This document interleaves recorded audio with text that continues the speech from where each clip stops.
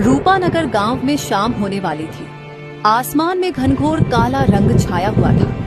ठंडी ठंडी हवा की लहरें जैसे सुकून दे रही हो और पेड़ पौधों में जान सी आ गई थी। शंकर अपने ठेले को लेकर गांव के चौराहे पर जा रहा था। शंकर बहुत गरीब था। वह अपना गुजारा गर्मा गर्म डोसा बेचकर करता था। तभी अचानक तेज बारिश शुरू हो जाती है। तभी वहां पर पास की दुकान का मालिक आता है, जो बगल में ही समोसे बेचता था। शंकर को अपनी दुकान के सामने ठेला लगाते देख उसे यह बात पच नहीं रही थी। अरे शंकर, तू यहाँ बारिश में क्या कर रहा है? अरे तेरे पास कोई ग्राहक आएगा तो तू उसे कहाँ बैठा कर खिलाएगा? और हवा इतनी तेज चल रही है कि तेरा ठेला कहीं पलट ना जाए। अरे भाई, मैं संभाल लूंगा, तुम चिंता मत करो। तुम अपनी दुकान का ख्याल रखो, वह मैं देख लूंगा कि मैं ग्राहकों को कहाँ खिलाऊंगा। क्या संभाल लेगा? तू एक बात सुन ले, यह मेरा इलाका है, यहाँ ठेला लगाना तू बंद कर दे, नहीं तो अच्छा नहीं होगा। अरे भाई, आपकी तो समोसे और जलेबी की दुकान है, तो आपको मुझसे क्या दिक्कत है? मैं कौन सा समोसे बेच रहा हूँ? मैं तो डोसा बेचता हूँ। और रही बात जो अच्छा खिलाएगा, लोग उसी के पास आएंगे। पर तुम चिंता क्यों कर रहे हो? कहीं तुम बेस्वाद समोसे तो नहीं बेच रहे हो ना? लालू को यह बात बर्दाश्त नहीं होती है। वह अपनी दुकान की ओर जाने लगता है, लेकिन उसे शंकर की यह बात दिल में चुभ गई थी। बारिश रुक गई थी। लोग अब धीरे धीरे अपने घरों से बाहर निकल रहे थे। गांव की औरतें शंकर के ठेले से आती खुशबू को देखते हुए कहती हैं, कजली भाभी, मुझे इस बरसात में कुछ गर्मा गर्म खाने का मन कर रहा है। चलो तो सुमन बहन, आज हम कुछ नया खाते हैं। समोसे तो हम रोज खाते हैं, लेकिन आज हम शंकर भैया के बनाए हुए गर्मा गर्म डोसा खाएंगे। उन दोनों ने 2 प्लेट डोसा का ऑर्डर दिया। शंकर पूरी साफ सफाई के साथ डोसा बनाने लगता है और उन्हें गर्मा गर्म नारियल की चटनी के साथ परोसता है। अरे शंकर भैया, तुम्हारे हाथ में तो जादू है, जादू। मैंने आज तक इतना अच्छा डोसा नहीं खाया। वैसे हम रोज समोसे तो खाते ही थे, लेकिन आज हमें कुछ अलग खाने को मिला। आज से हम आपके पास ही आएंगे डोसा खाने। बहनों में डोसा बनाने के लिए A1 माल का उपयोग करता हूँ और मसाले मेरी माँ अपने हाथों से खुद पिसती है। बस उसी का कमाल है। थोड़ी देर में शंकर के ठेले पर भीड़ इकट्ठा हो जाती है। लोगों को डोसा का स्वाद इतना अच्छा लग रहा था कि लोग 2-2 प्लेट खा रहे थे। बिल्कुल। और वहीं दूसरी तरफ लालू की दुकान पर कोई नहीं आता है। ये सब देखकर उसे बहुत गुस्सा आ रहा था। मुझे इसका कुछ ना कुछ तो करना होगा, नहीं तो ये मेरी दुकान बंद करवा देगा। अगली सुबह शंकर मसाले और सब्जियां लेने मंडी निकल जाता है और शंकर के मसाले लाने के बाद उसकी माँ देसी अंदाज में मसाला पिसती है। दोनों मिलकर सारा काम करते थे। यही उनके स्वाद का कारण था।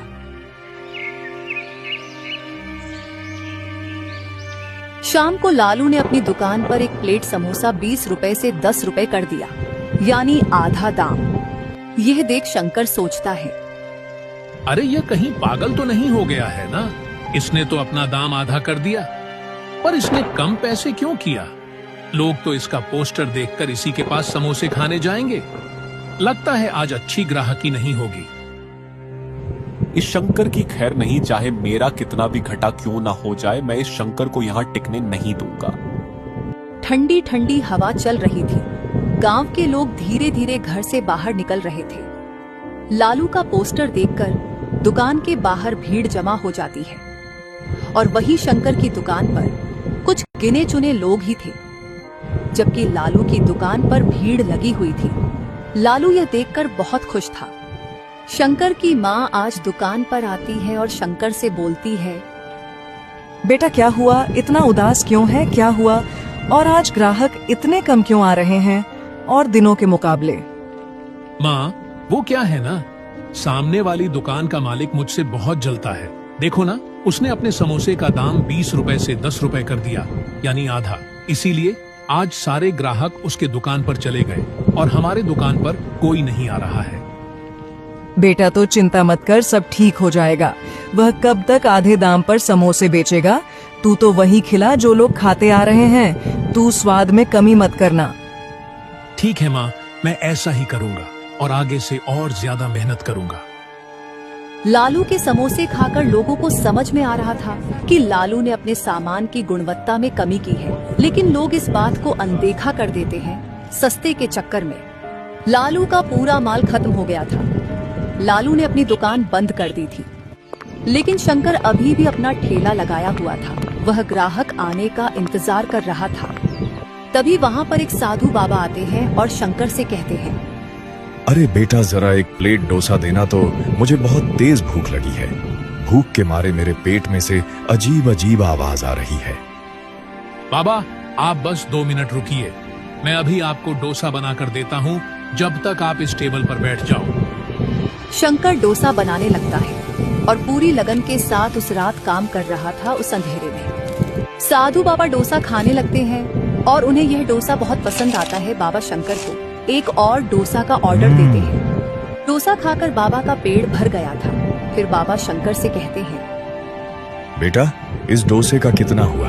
ये डोसा बहुत स्वादिष्ट था, मुझे बहुत अच्छा लगा। बेटा बताओ, तुम्हारे कितने पैसे हुए हैं?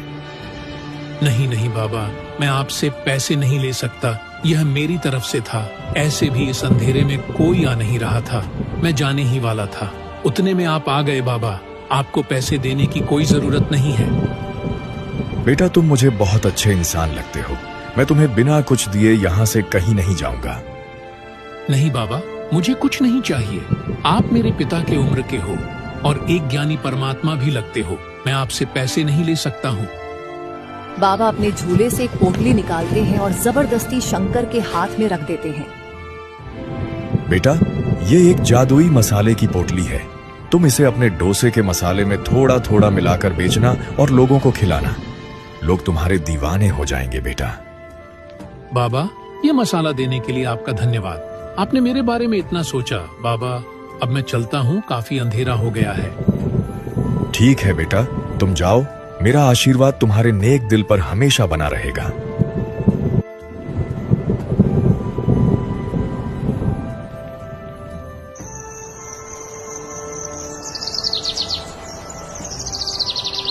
अगले दिन शंकर डोसा बनाने की तैयारी कर रहा था और डोसे के मसाले में वह जादुई मसाला डाल देता है जो उसे उन बाबा ने दिया था। और शाम को सारी तैयारी करके गांव के चौराहे पर पहुंचता है और आज भी ठंडी ठंडी हवा की लहरें चल रही थी। मौसम कुछ ठीक नहीं था, पर अच्छी बात यह थी कि बारिश नहीं आ रही थी। पता नहीं आज शंकर के डोसे से इतनी अच्छी खुशबू आ रही थी कि लोग शंकर के ठेले की ओर खींचे चले आ रहे थे। और देखते ही देखते शंकर की दुकान पर बहुत भीड़ जमा हो जाती है और वही दूसरी तरफ कम दाम होने पर भी लोग लालू की दुकान की तरफ देख भी नहीं रहे थे। लालू यह देख बहुत गुस्सा हो रहा था। पता नहीं यह अपने डोसे में आज क्या मिलाकर आया है जो लोग इसकी तरफ खींचे चले जा रहे हैं। आज लोग तो मेरी दुकान की तरफ देख भी नहीं रहे हैं। मुझे शंकर का कुछ ना कुछ तो करना होगा। लोग उस मौसम का मजा डोसा खाकर ले रहे थे, पर उन्हें आज कुछ अलग स्वाद आ रहा था। तभी एक ग्राहक बोलता है, अरे भैया, आज आपने क्या मिला दिया इस डोसे में जो आज इतना अच्छा लग रहा है? और दिनों के मुकाबले शंकर भैया, मेरा पेट तो भर गया पर मेरा मन नहीं भर रहा है। तुम्हारे हाथों में सच में जादू है। अरे भैया, बस आप लोगों का प्यार है और ज्यादा कुछ नहीं, और मेरी थोड़ी सी मेहनत। भाइयों, मैं आपको इसी तरह खिलाता रहूंगा, मेरा प्यार भरा डोसा। अचानक तेज बारिश शुरू हो जाती है और तेज हवा चलने लगती है। शंकर का सारा सामान खत्म हो गया था। शंकर अपने घर जाने लगता है। पता नहीं उन बाबा के मसाले में ऐसा क्या था जो आज मेरे ठेले पर इतनी भीड़ थी। यह सब उन बाबा के मसाले के वजह से हुआ है। शंकर उस रात चैन की नींद सो रहा था। बारिश रुकने के बाद शंकर के घर के बाहर लालू आता है और वह ठेले के चारों ओर पेट्रोल छिड़क देता है और आग लगाकर वहां से भाग जाता है। थोड़ी ही देर में ठेला पूरी तरह से जलकर राख हो जाता है। सब तहस नहस हो गया था। शंकर और उसकी माँ बाहर पहुँचते हैं तो वह यह सब देखकर बहुत परेशान हो जाते हैं। बेटा, ये क्या हो गया? हम तो बर्बाद हो गए। अब हम डोसा कैसे बेचेंगे? मुझे तो कुछ समझ में नहीं आ रहा है बेटा। पता नहीं ये किसने किया। तुम फिक्र मत करो माँ, सब ठीक हो जाएगा। यह बुरा समय भी जल्द खत्म हो जाएगा। भगवान पर भरोसा रखो।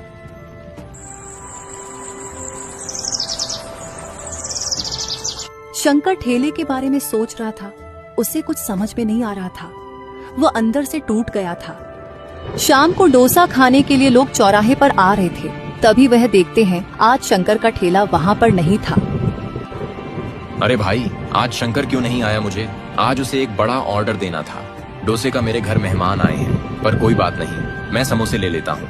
तभी वह आदमी बोलता है, भाई वह अब कुछ दिनों तक या कुछ महीने तक ठेला नहीं लगाएगा। किसी ने जलन के मारे उसके ठेले को जला दिया। अब वह बिना ठेले के कैसे आएगा डोसा बेचने? अच्छा, तो ये बात है। धन्यवाद भाई बताने के लिए। वो आदमी उसी समय शंकर के घर पहुंचता है अपनी गाड़ी लेकर। अरे शंकर भैया, अरे ओ शंकर भैया, बाहर आइए। अरे भाई, आप तो वही हो ना जो मेरे ठेले पर डोसा खाने आते हो और बड़े बड़े ऑर्डर भी देते हो। बताइए आपका यहाँ कैसे आना हुआ? आपने पहचान ही लिया मुझे। भैया, मुझे कुछ लोगों से पता चला आपके बारे में और मैं आपसे मिलने आ गया। मैं आपकी एक छोटी सी मदद करना चाहता हूँ। गांव के चौराहे के पास में मेरा एक छोटा सा घर है जहां आप अपना डोसा का सेटअप लगा सकते हो। तो कल से आपको वहीं पर अपना काम करना है। मैं आपका स्वाद का दीवाना हूँ, इसलिए। भैया, आप मेरे लिए एक फरिश्ते से कम नहीं हो भैया। मैं आपका कैसे शुक्रिया अदा करूं? आपने तो मेरी सारी टेंशन खत्म कर दी। धन्यवाद भैया आपका।